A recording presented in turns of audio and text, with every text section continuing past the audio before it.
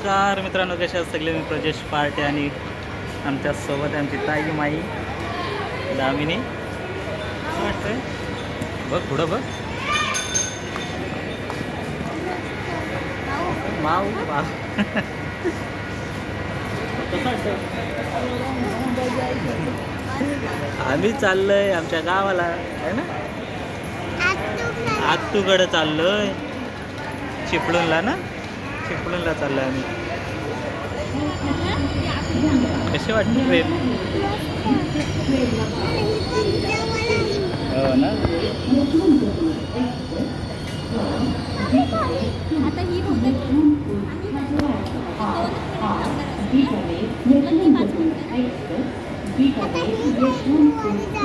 हां, कसं वाटतं ट्रेन बघून पहिल्यांदा?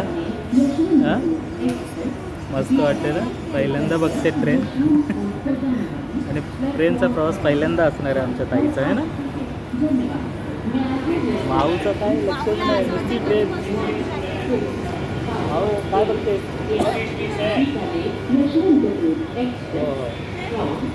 चला मित्रांनो, आपल्या प्रवासाला सुरुवात झालेली आहे. आपण निघालो आहोत सुरतवरून माणगावला. आत्ता सकाळी 11:30 म्हणजे दुपारच पकडा, 11:30 वाजता आपली ट्रेन होती आणि ती संध्याकाळी 5:30 वाजेपर्यंत आपल्याला पोहोचवणार आहे माणगाव रेल्वे स्टेशनवरती.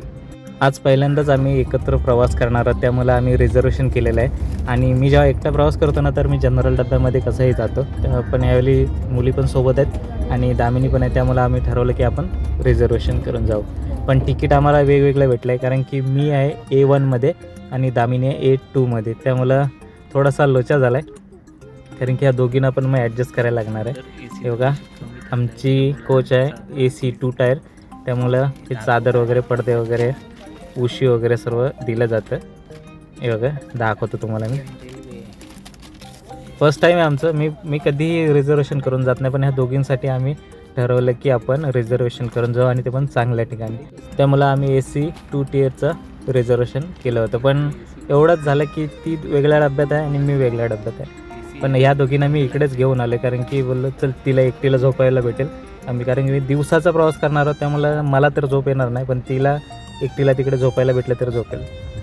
असो, इथे जेवढा वेळ बसता येईल तेवढं बसू, आणि मग थोड्याच वेळात आम्ही जाणार आहोत नाश्ता करायला. मित्रांनो, मी माझ्या डब्यातून ह्या डब्यात आलो आहे.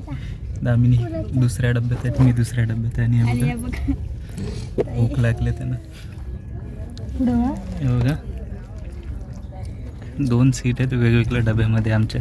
आम्ही दोघंजण तिकडे, ताई आणि मी, आणि माऊ आणि दामिनी इकडे बसले. हे बघा, पराठा खाते. पराठा खायसाठी आम्ही ह्या बाजूला आलो. ताई बोलते मला भूक लागली. भूक लागली काय? तो डब्बा आहे ना, तो भरपूर मोठा आहे, म्हणजे जागा तिथे झोपायसाठी. ह्याच्यामध्ये एकदम कमी जागा आहे. साईडचा आहे ना, मधल्या ह्याला भरपूर जागा आहे. हो काय? कोण कोण? मी आणि तू काय? इथे AC आहे चांगली, म्हणून तिला होईल सूप. हे बघा, नाश्ता करून झाल्यानंतर दोघी पण बोलले बाबा आम्ही तुझ्या इकडेच येतो. त्यामुळे इकडे आल्यानंतर हे बघा, यांना एक नवीन मैत्रीण भेटले. जळगावचे आहे, सुरतलाच बसलेत पण पनवेलला उतरणार आहेत. तोपर्यंत यांची फुल मैत्री झाली आहे. बघा कशा खेळतात ते. म्हणजे तिघीजणी भेटल्यापासून त्या गप्प बसल्याच नाहीत किंवा झोपल्यासुद्धा नाहीत, की मला ट्रेनमध्ये त्यांना थोडंसं झोपावं वाटलं असेल, अजिबात नाही. जेव्हापासून भेटलेत ना, तेव्हापासून त्यांचं खेळच चालू आहे. आम्ही जे पराठे वगैरे आणले होते ते बसल्या बसल्याच आम्ही खाऊन टाकले. त्यामुळे आता दुपार झाले आणि भूक लागले, तर ठरवलं चला आपण ट्रेनमधलं जेवण खाऊन बघू. हे बघा, मी व्हेज थाली मागवली होती, त्यामुळं त्याच्यामध्ये 2 भाज्या आणि चपाती, डाळ भात. डाळ तर एवढी जबरदस्त आहे ना मित्रांनो, म्हणजे बऱ्यापैकी जेवण आहे, असं नाही की नाव ठेवता येतील, चांगलं जेवण आहे. आपण पोहोचू. अब आईचा फोन आला. कधी जाऊ? आता घरी जायचं. आत्ताच्या ना ट्रेन काय लगेच जाते, आपण गाडीने जातो तर 12 तास लागतात. हालू चालते ट्रेन. का चालते हालू? थांबायचं आहे ना तिला म्हणून. का थांबते? लोक उतरायला नको. आपणच लाईन मग. वरती झोपलाय तर कोण आहे मग? आता या बघायला नको काय? जाऊ तर मग. पुस पहिला. ताई काय बघतेस? हा कुठं आहे? कधी पोहोचायचं नाही माहिती. मित्रांनो त्यांची मैत्रीण पनवेलला उतरली त्यामुळं त्यांना आता खेळायचं कोणासोबत असा प्रश्न पडला आहे. त्यामुळं गप बसून चाललेत. पण एवढी मजा केली ना ट्रेनमध्ये. पहिल्यांदा बसल्या पण जबरदस्त त्यांना मजा आली.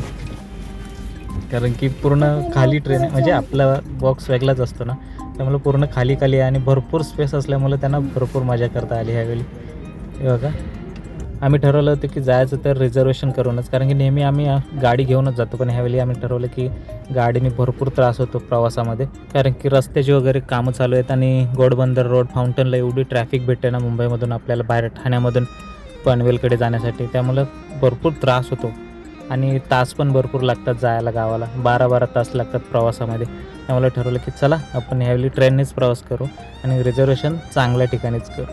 आता इथे थांबले ही गाडी, पनवेलच्या आसपास आहे मला वाटतं.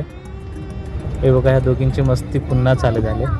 मित्रांनो आता काहीच तासांमध्ये आपण पोहोचणार आहोत आणि इथल्या काही सीटसुद्धा खाली झाले. त्यामुळे दामिनीला बोललो की तू ये इकडे, बघू आपण नंतरचं नंतर. पण आत्ता काय पोहोचणारच होत थोड्या वेळात, त्यामुळे तिला इकडे बोलवले. आणि जी समोरची सीट आहे ना तिथे तिथला माणूस उतरला आहे, त्यामुळे तिला बोललो तू तिथे बसू शकतेस. आणि या दोघींना इकडे मस्ती करत. हे बघा मस्ती, आता मस्ती चालू आहे. पण खरंच मित्रांनो रिझर्वेशन करून आलात ना तर अजिबात त्रास होत नाही, किंवा आणि चांगल्या ठिकाणी जर तुम्ही केलं तर अजून एकदम मस्त. अजिबात वाटतच नाही गाडी चालू आहे म्हणून किंवा स्पीडला आहे म्हणून. आतमध्ये एवढं भारी वाटतं, एकदम स्मूथ चालले अशी वाटते ट्रेन. आणि मी जनरलमध्ये नेहमी प्रवास करतो, त्यामुळे ते वारा थोडासा जरी स्पीडला गाडी चालायला लागली तरी असं वाटतं की किती स्पीडला चालते वारा लागल्यामुळे. पण आतमध्ये अजिबात तुम्हाला काय जाणवतच नाही गाडी फास्ट आहे म्हणून. एवढं यांची मस्ती. आणि त्यांना पण अजिबात त्रास झाला नाही, झोपल्यासुद्धा नाहीत. नाहीतर मग गाडीत बसल्या बसल्या त्या झोपायच्या, म्हणजे आम्ही गाडीने प्रवास करायचो त्यावेळी. पण आत्ता अजिबात झोपल्यासुद्धा नाही, एवढी मस्ती करतात ना. म्हणजे रिझर्वेशन केल्यासारखं म्हणजे पैसा वसूल आहे, अजिबात त्रास नाही. आणि आम्ही एवढा म्हणजे आता बहुतेक पोचायला आलो तरी म्हणजे थकवा वगैरे काय जाणवत नाही. नाहीतर मग आपली स्वतःची गाडी असली तर मग तो एवढा त्रास होतो ना. आम्हाला अजून पुढच्या म्हणजे याचं पाहिजे होतं, म्हणजे पहिल्यांदा प्रवास करते तर बोललो चला भारीतलं भारी तिकीट आपण बुक करू. आम्हाला AC 1 टियरचं पाहिजे होतं, पण ते तो डब्बाच ह्या गाडीला नसल्यामुळं आम्हाला त्याच्यामध्ये काय करता आलं नाही सेटिंग.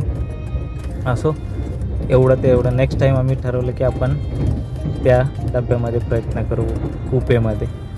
हे बघा दामिनी पण इकडे आली, कारण की ती ज्या सीटवरती बसली होती ना मला वाटतं मुंबईपासून पनवेलपर्यंत, त्या सीटवरती आत्ता कोणतरी बसायला आलं ज्यांचं रिझर्वेशन होतं ते. त्यामुळे तिला पण बोललो ये इकडे, आता थोड्याच वेळात तर पोहोचणार तर काय होतं एकत्रच बसू. आले इंदापूरला गेलो जाऊ.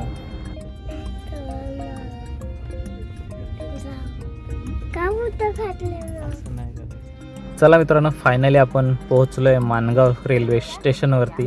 आणि इथून आता आपल्याला जायचं आहे बसने महाडला. 5:30 वाजलेत आता आणि परफेक्ट एकदम वेळेवरती ट्रेन इथं पोहोचले. आणि इथून आता आपल्याला रिक्षा पकडून जायचं आहे माणगाव बस स्टँडला आणि तिथून मग महाड. आलो काय करायचं भाऊ. हो बाय बाय.